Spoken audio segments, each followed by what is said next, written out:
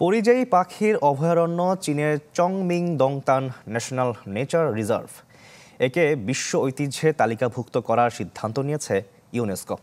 পাখিদের বংশবৃদ্ধি ও বিলুপ্তি থেকে রক্ষায় চেষ্টার কমতি নেই নেচার রিজার্ভের। সেখানে অবাধ বিচরণ প্রায় ৩০০ প্রজাতির পরিযায়ী পাখির। চীনের পূর্বাঞ্চলে পরিযায়ী পাখিদের অভয়ারণ্য চংমিং দংতান ন্যাশনাল নেচার রিজার্ভ। বছরের বিভিন্ন সময়ে এখানে নানা প্রজাতির পাখির আনাগোনা। বর্তমানে এখানে রয়েছে ৩০০ প্রজাতির অতিথি পাখি।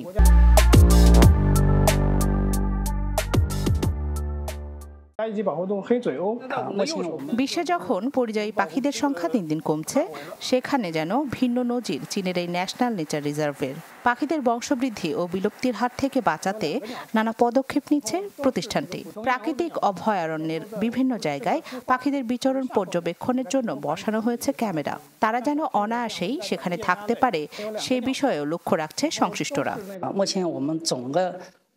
মৌসুম ভেদে এখানে আসা পাখিদের জন্য ভিন্নভাবে বাসা বানানো হয়। গ্রীষ্মকালীন পরিযায়ীদের জন্য একরকম, শীতকালে আবার আরেক রকম ভাবে তাদের থাকার ব্যবস্থা করা হয়।